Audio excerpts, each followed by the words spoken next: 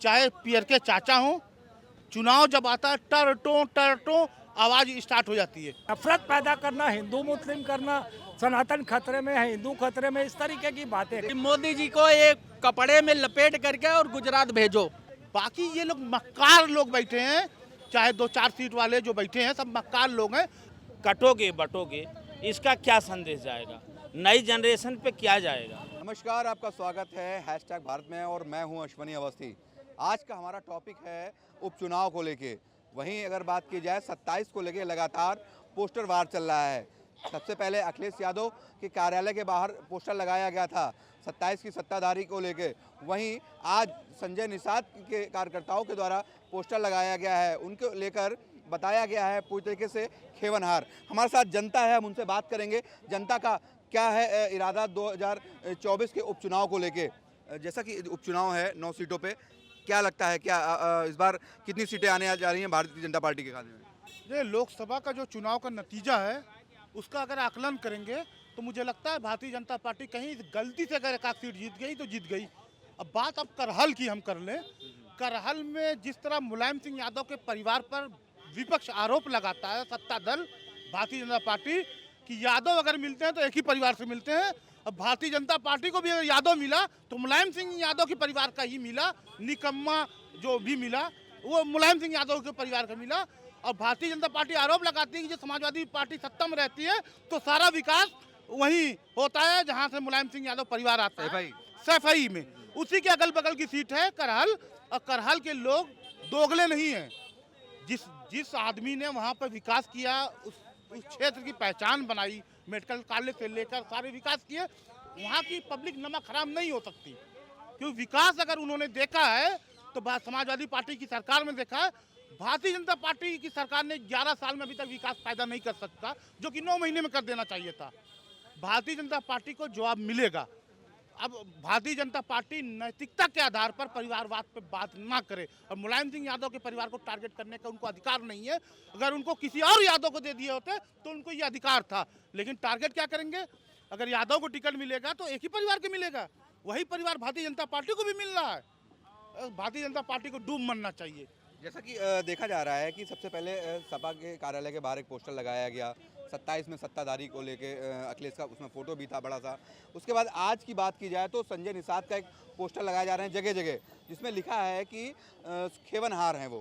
कैसे देखते हैं? संजय निषाद जी वही है ना जो अभी टिकट मांग रहे थे बाई इलेक्शन में। एक टिकट भारतीय जनता पार्टी उन्होंने फ्लाइट का टिकट दे दिया, ट्रेन का टिकट दे दिया कि दिल्ली चले जाओ, विधानसभा का टिकट नहीं मिलेगा। वो लोग ऐसे नैतिकता के लोग, अनैतिकता वाले लोग बात करेंगे। जो एक बिरादरी के लिए राजनीति करते हैं, उस बिरादरी का अगर प्रतिनिधित्व देने की बात होती है तो उनका परिवार ही मिलता है। मेन बात यह है कि इधर पोस्टर लगना उधर पोस्टर लगना, क्या लगता है कुछ नकलबाजी ऐसा कुछ? ये पोस्टर वार होना चाहिए, जनता के मुद्दों पर होना चाहिए। ये जो चल रहा है ये सिर्फ अपने बच्चों के भविष्य के लिए निषाद समाज पार्टी जो कर रही है कि उनको एक बच्चे को और टिकट चाहिए था, उनको विधानसभा में और भेजना चाहिए था। बाकी ये लोग मक्कार लोग बैठे हैं, चाहे 2-4 सीट वाले जो बैठे हैं सब मक्कार लोग हैं। अगर उनका आकलन किया जाए तो उनके परिवार के अलावा उनकी एक बिरादरी का एक आदमी का विकास नहीं हो पाया, सिर्फ उनके परिवार का विकास हुआ। चाहे पियर के चाचा हों, चुनाव जब आता है टर टो आवाज स्टार्ट हो जाती है। अभी चुप हैं, मंत्री पद जब से मिला तब से चुप हैं। अभी चुनाव 2-4 महीने जब बचेगा तब पियर के चाचा फिर टर टो स्टार्ट हो जाएंगे, जिस तरह बरसात से पहले मेढक टटों। संजय निषाद कह रहे हैं कि वो बड़े भाई हैं और छोटे भाई हैं, उन्होंने टिकट की मांग की थी मगर कहीं ना कहीं टिकट उनको नहीं मिला है, वो बात अलग है। मगर आने वाले समय 27 में उनको ठीक ठाक सीटें मिलने वाली हैं। निषाद समाज का नाम खत्म कर देगा। ये निषाद समाज के जो राष्ट्रीय अध्यक्ष हैं पार्टी के, वो पूरे समाज का विनाश करने पे तुले हुए हैं। वो तो दावा करते हैं कि जिस प्रकार से अगर बात की जाए तो सपा का दामन छोड़ा, बसपा का दामन छोड़ा, कांग्रेस का दामन छोड़ा, तो इसी प्रकार से बीजेपी का अगर वो छोड़ते हैं या उनका अपमान होता है तो कहीं ना कहीं पूरी तरह की बीजेपी भी खत्म हो जाए। देखिए, दामन छोड़ना एक दूसरे पार्टी की अलग बात है, लेकिन दामन तब छोड़ना जब वो विपक्ष में हो, और दामन उसका पकड़ना जो सत्ता में है, उसको दल बदलू कहते हैं। अगर आप किसी और पार्टी का दल पकड़ लेते विपक्ष में तो मैं दल बदलू नहीं कहता। तो खेवनहार नहीं, जो पोस्टर वार चल रहा है उसमें खेवनहार जैसे लिखाया गया है उस प्रकार जनता का कहना है, खेवनहार नहीं है, दल बदलू हैं। और भी हमारे साथ कुछ लोग हैं, उनसे बात करेंगे। दादा क्या नाम है? सतपाल सिंह। थोड़ा सा मेरा आज पेट दर्द हो रहा है, मैं पेट में दर्द हो रही है? बैठ के ही बोल। अच्छा, कोई बात नहीं, आप आराम से बैठ के बात करिए, हम खड़े होकर बात कर लेंगे। जिस प्रकार से उपचुनाव है, 9 सीटों पे है, एक सीट जैसे मिल्कीपुर पूरी तरीके से कहीं ना कहीं अभी रोक दिया गया है। क्या लगता है कि भारतीय जनता पार्टी कितना कामयाब होने वाली है इन 9 सीटों पे चुनाव करा के? लोकसभा की कितनी सीटें हैं? 543। भारतीय जनता पार्टी को कितनी मिली थी? 240, यानी कि आधे से भी कम, या यूँ कह लीजिए 35-40% सीटें मिली थी। तो वैसे ही 10 सीटों का अनुमान लगा लीजिए आपकी 10 में से आपको 2-3, वो भी सिर्फ 2024 के हिसाब से। बाकी जो नफरत फैलाई है बाबा ने, जो एक इस्तेमाल किया मिश्रा लड़का को, उसकी हत्या हो गई, वो बेचारे को उकसाया, वो गया छत पर, उसने झंडा बदला और तमाम तरीके की बातें हुई। बहुत लोगों को पता है सारी बातें। तो कहने का मतलब ये है कि जब आप इस तरीके की राजनीति करोगे जिसमें शिक्षा, रोजगार, स्वास्थ्य, नौकरियां, महंगाई, सुरक्षा ना हो, सिर्फ और सिर्फ आपके एजेंडे में नफरत पैदा करना, हिंदू मुस्लिम करना, सनातन खतरे में है, हिंदू खतरे में, इस तरीके की बातें देखिए, करना। जनता हमारे बीच है। जनता ने साफ तौर से कहा कि हिंदू मुस्लिम जैसे दंगे कराना और उन मुद्दों पे पूरी तरीके से पॉलिटिक्स खेलना, तो कहीं ना कहीं इस चीज़ को देखा जाए वो चीज़ अब खत्म होते हुए दिख रही है। कुछ लोग हैं, उनसे हम बात करने का प्रयास करेंगे। दादा क्या नाम है? पीसी चौबे, चौबे जी, कहाँ से हैं? अयोध्या। अयोध्या। क्या कहाँ बात से है? चुनाव हराया हूँ? जहाँ चुनाव हो रहा है हाँ। भारतीय जनता पार्टी को भारतीय क्या लगता है कि मिल्कीपुर का क्यों रोक दिया गया? उनको पता है कि 10 सीट एक साथ में ना हारो, एक सीट रोक करके रखो भी, इसलिए जो है मिल्कीपुर का जो है सीट रोकी गई है और ये 9 सीट हार रहे हैं।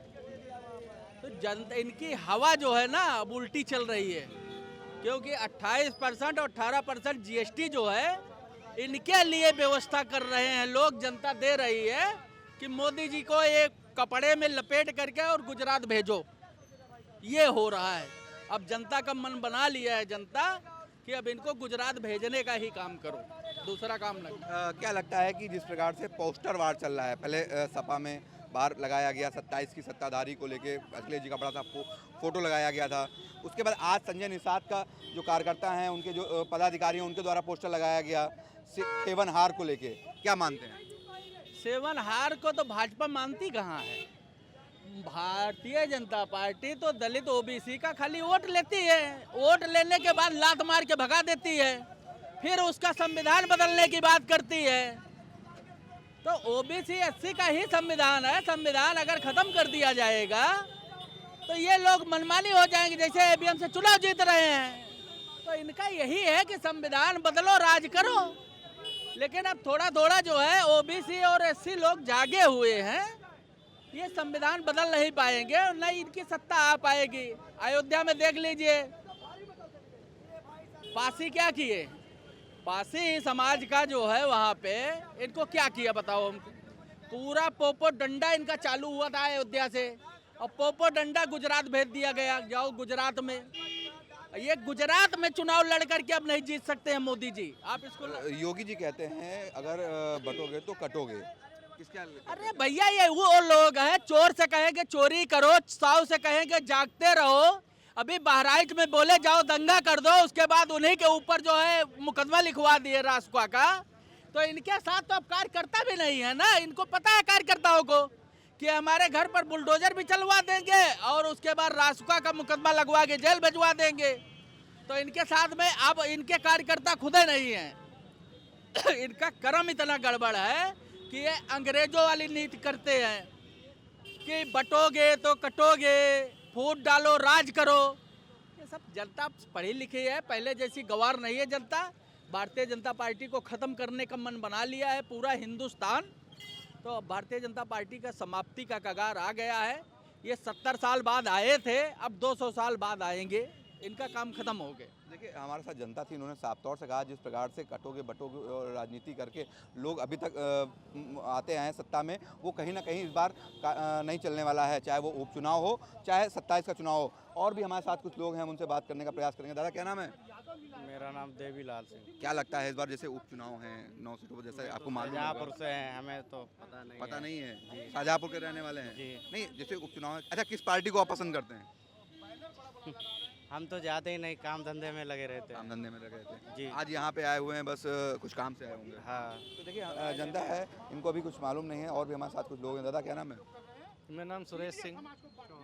9 सीटों पे उपचुनाव हैं, क्या लगता है कि भारतीय जनता पार्टी को कितनी कामयाबी मिलने वाली है? कामयाबी तो मिलनी चाहिए, विकास कार्यों के आधार पर मिलनी चाहिए, क्योंकि विकास कार्य रोड चकाचक हैं, बिजली हम किसान हैं, अगर रात में या दिन में किसी टाइम खाना भी खा रहे होते थे और बल्ब जल जाए तो हमें खाना छोड़ के भागना पड़ता था खेत के लिए। इस समय हमें कोई रात में नहीं जाना पड़ता, दिन में भराई करते हैं अपनी। नहीं, अन्ना जानवरों का जैसे तो अभी भी है दिक्कतें। जी अन्ना जानवरों से अभी भी आप लोग को तो ताकने पड़ते होंगे। नहीं, जानवर तो अब देखो होते ही हैं, जानवरों से तो इतना फर्क नहीं पड़ता जानवरों से। तो क्या लगता है कि 2027 की बात करें या फिर उपचुनाव सेमीफाइनल बताया जा रहा है, तो भारतीय जनता पार्टी को कितनी सीटें आनी वाली आपकी अनुमान में? देखिए भारतीय जनता पार्टी को 9 की 9 सीट मिलनी चाहिए, क्योंकि विकास कार्य को देख के पब्लिक चुनाव करेगी। विकास कार्य जो है, रोड चकाचक है, बिजली चकाचक है, ट्रेन, एयर, सब कुछ जो है विकास कार्य सही कर रही है। वैसे भारतीय जनता पार्टी और किसानों के लिए देखिए PM निधि दे रही है, और अनाज जो है फ्री मिल रहा है सबको, और क्या मिले जनता के लिए, और क्या चाहिए। तो देखिए इन्होंने बताया कि जिस प्रकार से 9 सीटें हैं तो 9 भारतीय जनता पार्टी को मिलनी चाहिए। और भी हमारे साथ हैं। दादा क्या नाम है? स्वामी भानु प्रताप। भानु प्रसाद जी, जिस प्रकार से देखा जाए कि पोस्टर वार चल रहा है, चाहे वो सपा में हो चाहे यहाँ की बात की जाए, वहाँ पे भी 27 को लेकर सत्ताधारी बताया गया, प्लस संजय निषाद ने सीट मांगी थी उपचुनाव में, उनको मिली नहीं, फिर भी उनको खेवनहार बताया जाए। कैसे देखते हैं इसको? देखिए ये हम ऐसे देखते हैं, भारतीय जनता पार्टी का जनाधार जो था, जो छल बल कल था, जो षड्यंत्र था, वो जनता के सामने आ गया।